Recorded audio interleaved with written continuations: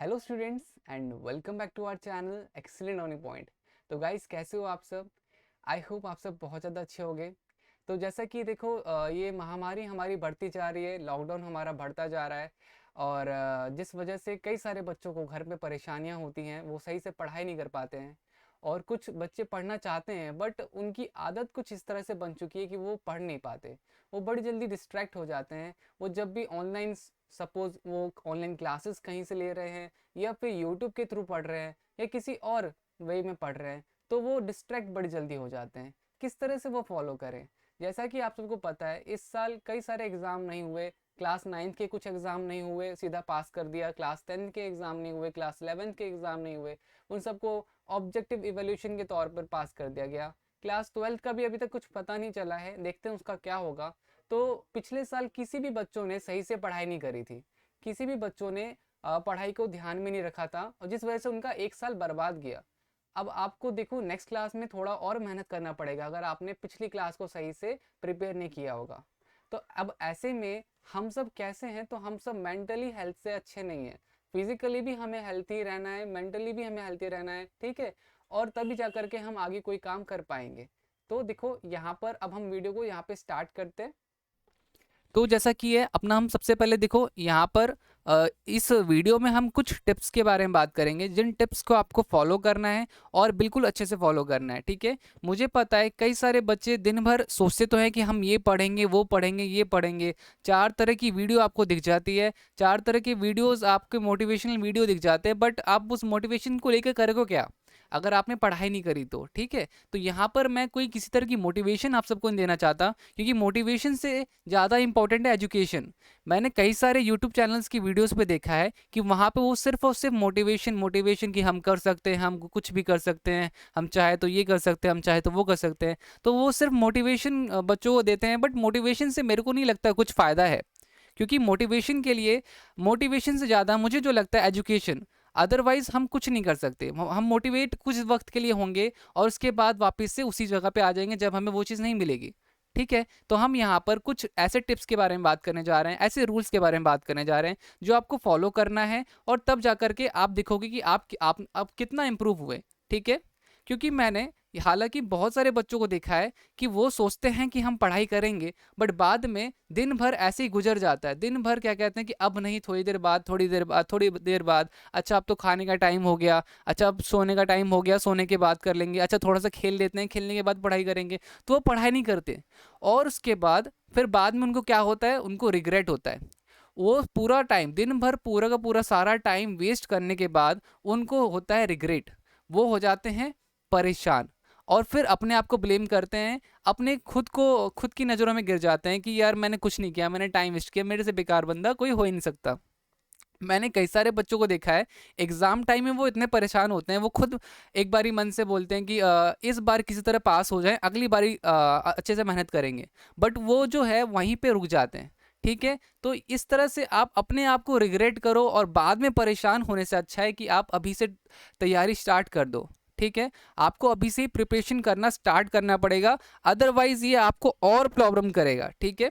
तो जैसा कि मैंने आपको बताया कि मैं इस वीडियो में जो टिप्स बताने जा रहा हूँ, अगर आप उनको फॉलो करते हो तो आपको इन सब चीज़ों से, परेशानियों से हट जाओगे, ठीक है। आपको फिर इन तरह की परेशानियों से दिक्कत नहीं आएगी। तो स्टार्ट करते हैं। तो फिर हम टॉपर बनने के लिए तैयार हैं यहाँ पर, ठीक है। तो कुछ एक एनर्जेटिक एटीट्यूड लेकर के, पॉजिटिव एटीट्यूड लेकर के आपको इस वीडियो को आगे कंटिन्यू देखना है। तो यहाँ पर देखो, सबसे पहले हमें पता है इस बारी क्या क्या नहीं हुआ। तो इस बारी रिजल्ट जो है आपका, एग्जाम नहीं हुए तो किस बेसिस पे रिजल्ट आ रहा है हमारा, ऑब्जेक्टिव इवैल्यूएशन के बेसिस पे, जहाँ पर आपकी नोटबुक देखे जाएंगे, आपने जो असाइनमेंट दिए हैं, आपने जो प्रोजेक्ट्स दिए हैं, आपने जो यूनिट टेस्ट या फिर आपके जो पीरियोडिक टेस्ट हुए हैं, मिडिल टर्म एग्जाम हुआ है, प्री बोर्ड, तो इन सब के बेसिस पे आपको मार्क्स मिलने हैं। तो मेक श्योर कि आप इन तीनों चीज़ों को अच्छे से कर रहे हो, ठीक है। आपके नोटबुक प्रिपेयर होने चाहिए प्रॉपर टाइम पे, असाइनमेंट्स होने चाहिए प्रॉपर टाइम पे, प्रोजेक्ट्स, मैंने कई सारे बच्चों को देखा है कि वो पूरा हॉलीडे बीत जाता है, उसके बाद भी उनका क्या कहते हैं, नोटबुक कंप्लीट नहीं होता, प्रोजेक्ट कंप्लीट नहीं होता। पीरियोडिक टेस्ट में भी कई सारे बच्चे फेल हो जाते हैं, कई सारे बच्चे 3 मार्क्स लेके आते हैं, 10 मार्क्स लेके आते हैं।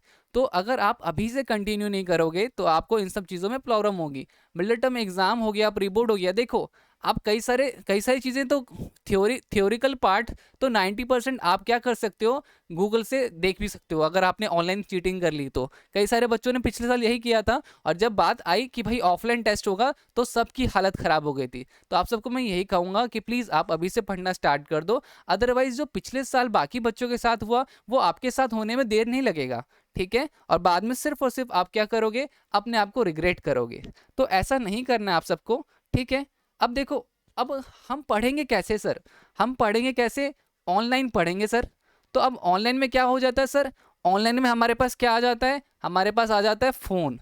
अब फ़ोन में क्या है सर? पढ़ाई से ज़्यादा इंपॉर्टेंट क्या है सर हमारे लिए? इंस्टाग्राम इंपॉर्टेंट है, व्हाट्सएप इंपॉर्टेंट है, फेसबुक इंपॉर्टेंट है, और भी दुनिया भर की चीज़ें हैं। बहुत तरह की गेमें लोग खेलते हैं बच्चे सारे। तो इन सब से क्या फ़ायदा है? ठीक है? आप पढ़ाई के टाइम में अगर ये सब करोगे तब तो फिर आपका नहीं हो पाएगा। तो ना ये डिस्ट्रैक्शंस को आपको देखो, मैंने कई सारे बच्चों को देखा है कि वो फ़ोन को कंट्रोल नहीं कर रहे, फ़ोन उनको कंट्रोल कर रहा है। मतलब ये देखो अजीब बात नहीं हो रही? आप सब सोचो कि अजीब बात नहीं हो रही कि आप फ़ोन के कंट्रोल में आ रहे हो। कि किसी ने जो फ़ोन बनाया है उसने ये सोचा था कि काम आसान होगा, बट यहाँ पर तो आप क्या कर रहे हो? आप तो सिर्फ अपना काम मुश्किल कर रहे हो, आप अपनी पढ़ाई नहीं कर पा रहे हो। तो मेक श्योर कि आप, मैंने ये नहीं कहता कि इनको मत चलाओ, मैं भी चलाता हूँ व्हाट्सएप, मैं भी इंस्टाग्राम चलाता हूँ, मैं इवन गेम भी खेलता हूँ, बट मेरे पास और भी बहुत सारे काम होते हैं, इनके लिए मैंने एक स्पेशल टाइम दे रखा है। और अगर जब मैं फ्री हो गया तो आप भी इन सारी चीज़ों के लिए एक स्पेशल टाइम बनाओ, एक शेड्यूल बनाओ, ठीक है? एक शेड्यूल बनाओ कि हाँ, सुबह के टाइम पे या फिर रात के टाइम पे या फिर कभी भी कोई 1 घंटा मैं इन सब चीज़ों को टाइम दूंगा या दूंगी, ठीक है? ये नहीं। अब एक बात बताओ, क्या आप लंच, डिनर और क्या कहते हैं आपका ब्रेकफास्ट एक टाइम करते हो क्या? सबका अपना अपना टाइम है ना? तो सेम चीज़, इन डिस्ट्रैक्शन से बचना है आपको। और ये चीज़ हमेशा माइंड में रखो कि आपको फ़ोन को कंट्रोल करना है, ये नहीं कि आप फ़ोन आपको कंट्रोल कर रहा है। ऐसा मत करना, ठीक है? तो मेक श्योर आप इन सारी चीज़ों को ध्यान दोगे। तो सबसे पहले सुबह उठते ही आपको ना अपना प्लान बनाना है कि आज मुझे दिन भर में क्या करना है। सपोज मुझे मैथ्स का सेकंड चैप्टर रिवाइज करना है, और साइंस का मुझे फर्स्ट चैप्टर क्या कहते हैं लर्न करना है, और एसएसटी का मुझे होमवर्क करना है। ये बस मैं एक एग्जांपल के तौर पे लिख रहा हूँ कि आज मेरे ये 3 काम मुझे करने ही करने किसी भी हालत में। जब तक आप अपने आप को एक टारगेट नहीं दोगे ना दिन का, तो अदरवाइज आप नहीं कर पाओगे, ठीक है? आप सबसे मैं एक चीज़ पूछना चाहता हूँ कि ना, दिन भर ख़त्म होने के बाद आप अपने आप से पूछना, अपने आप से क्वेश्चन करना कि मैंने आज दिन भर में क्या किया। आपको खुद जवाब मिल जाएगा कि आपने दिन भर में अपना टाइम वेस्ट किया। अगर आप अपना प्लान नहीं बनाओगे तो दिन भर आप सिर्फ सोचते रह जाओगे, कुछ भी नहीं कर पाओगे, सिर्फ और सिर्फ टाइम वेस्ट करोगे। तो मेक श्योर आप ज़रूर मुझे कमेंट करके बताना, सर हाँ आपने सही कहा था या मैंने गलत कहा था। ज़रूर अपने अंदर से, अपनी अंतरात्मा से पूछना कि दिन भर आपने क्या किया। आपको जवाब मिल जाएगा कि जो आप कर रहे हो क्या उससे कोई फ़ायदा है, आगे फ्यूचर में आपको कुछ मिलेगा क्या, ठीक है? और अगर आप जो कर रहे हो अच्छा कर रहे हो तो फिर तो बहुत अच्छी बात है, ठीक है? तो मैंने आपको बता दिया कि आपको एक शेड्यूल बनाना है। देखो मैंने एक टाइम टेबल वाली वीडियो बना रखी है, आपको मैं वो टाइम टेबल आप फॉलो कर सकते हो, ठीक है? टाइम टेबल 2 तरह के होते हैं, मतलब पर्सन वाइज पर्सन वैरी करता है। कुछ बच्चे होते हैं जो सुबह पढ़ना चाहते हैं, सुबह पढ़ना अच्छा होता है, बिल्कुल अच्छा होता है, और कुछ बच्चे रात को पढ़ते हैं। रात को पढ़ना भी बुरा नहीं होता है, ठीक है? बट अगर कोई मेरे से पूछे तो मुझे मॉर्निंग वाला टाइम बहुत अच्छा लगता है। वो मेरा चॉइस है, सबका अपना अपना चॉइस होता है, ठीक है?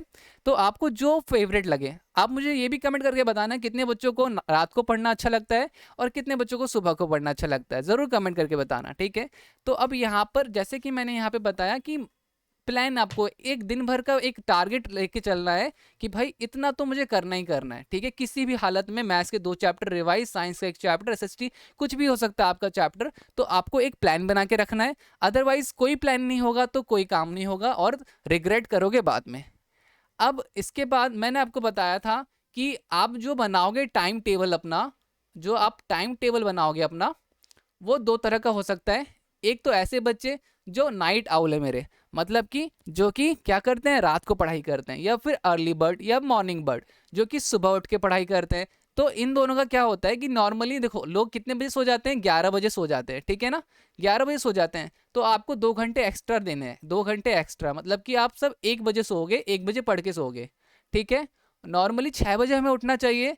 और अगर आप अर्ली बर्ड हो, आपको सुबह पढ़ना अच्छा लगता है, तो आप 6 बजे की जगह पे 4 बजे उठ के पढ़ाई करोगे, ठीक है, 4 बजे उठ के आपको पढ़ना है।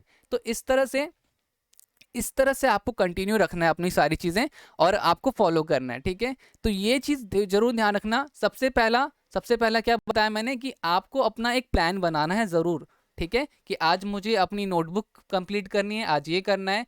और ये सारी चीज़ें करने के बाद टाइम टेबल एक ज़रूर बनाना है, ठीक है, टाइम टेबल और आपका प्लान, ठीक है। टाइम टेबल तो रोज़ होता है कि मुझे इस 2 घंटे पढ़ने हैं, मुझे 2 घंटे सुबह पढ़ने, 2 घंटे शाम पढ़ने, 2 घंटे रात पढ़ने, ठीक है। बट इसमें पढ़ना क्या है, इसमें पढ़ना क्या है, तो वो आप प्लान बनाओगे, ठीक है।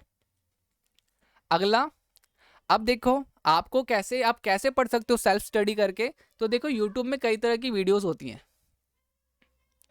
अब यूट्यूब में कई तरह की वीडियोस होती हैं, आपको सेल्फ स्टडी करने के लिए क्या करना पड़ेगा, तो या तो यूट्यूब में कई सारे बच्चे क्या गलती करते हैं पता है, कभी उन्होंने ए चैनल देख लिया, उनका थोड़ा सा पढ़ लिया, कभी उन्होंने बी चैनल देख लिया, उनका थोड़ा सा पढ़ लिया, कभी उन्होंने सी चैनल देख लिया, उनका थोड़ा सा पढ़ लिया, ठीक है। आप कैसे भी स्टूडेंट हो, आप क्लास 12 के स्टूडेंट हो, आपका कॉमर्स साइंस आर्ट्स कुछ भी है या फिर जो भी है, ठीक है, अगर आप ये सेम गलती कर रहे हो, आप थोड़ा सा टॉपिक इससे पढ़ते हो, थोड़ा सा टॉपिक दूसरे चैनल से, थोड़ा सा टॉपिक इस तरह, देखो अगर आप एक सब्जेक्ट 3 या 4 या 10 तरीके टीचर से पढ़ोगे ना, तो फिर आपका कुछ नहीं हो सकता। मैं सही बता रहा हूँ, आप बहुत गलत कर रहे हो, ठीक है। इस वजह से कई सारे सेल्फ स्टडी करने वाले सक्सेसफुल नहीं हो पाते हैं। तो सेल्फ स्टडी अगर आपको करनी है तो आपको कोई एक चैनल को ही लेके चलना है, उनके ऊपर ही है। अगर हाँ वो चैनल ने आगे पढ़ाना छोड़ दिया तो अलग बात है, वो अलग चीज़ है। बट अगर वो चैनल पूरा कोर्स प्रोवाइड करवा रहा है आपको, तो आपको वही देखना चाहिए। कई बच्चे करते हैं कि अच्छा इस टॉपिक का ये 30 मिनट पे ही वीडियो है, इसने 2 घंटे का बना रखा है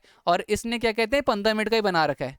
तो देखो आप सब जाओगे किसमें, सी चैनल पे चले जाओगे। अच्छा नेक्स्ट जो टॉपिक होगा, इसने बना रखा होगा 15 मिनट का, इसने बना रखा 1 घंटे का और इसने बना रखा होगा 2 घंटे का, तो आप फिर इस पे चले जाओगे। तो ऐसा नहीं करना है, ठीक है।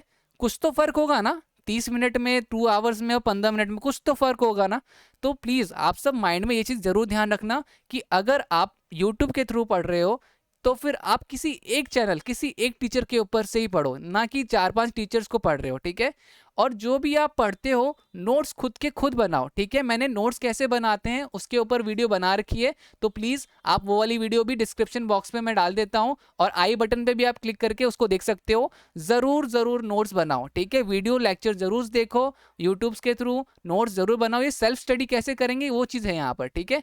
तो और रिविज़न बहुत इंपॉर्टेंट है। एक टॉपिक का कम से कम 3 बार रिविज़न तो होना ही चाहिए। आपको मैं एक बात बता देता हूँ कि ये सेशन ख़त्म होने के बाद, ये साल खत्म होने से, एग्जाम होने से पहले आपकी क्लास में 30 स्टूडेंट्स है तो 30 स्टूडेंट्स के सिलेबस कंप्लीट होंगे। बट टॉप कौन करता है, टॉप कोई 1% करता है। टॉप कौन करता है, कोई 1% टॉप करता है। ऐसा क्यों, क्योंकि इस एक बंदे ने एक चैप्टर को 10 बारी रिवाइज किया हुआ होता है। तो जो टॉप, इसीलिए मैं वापस बता रहा हूँ कि सिलेबस तो हर कोई कंप्लीट कर लेता है, 30 में से 30 बच्चे, बट टॉप कोई एक करता है। ऐसा इसलिए होता है क्योंकि उसने बहुत ज़्यादा मेहनत करी होती है, उसने एक चैप्टर को 10-10 बार रिवाइज किया होता है। तो रिवीजन बहुत ज़्यादा इंपॉर्टेंट है, नोट्स बनाना बहुत ज़्यादा इंपॉर्टेंट है, पढ़ना बहुत ज़्यादा इंपॉर्टेंट है। और किस तरह से मैंने बता दिया, ठीक है। अब यहाँ पर देखो हमारा वीडियो होता है ख़त्म। मुझे लगता है आपको सारी चीज़ें समझ में आ गई। अगर वीडियो अच्छी लगी तो प्लीज़ बच्चों लाइक शेयर कमेंट ज़रूर करना, थोड़ी सी भी अगर आपके लिए हेल्पफुल रही होगी तो चलो मिलते हैं नेक्स्ट वीडियो में। आज के लिए इतना ही, तब तक के लिए bye bye and take care.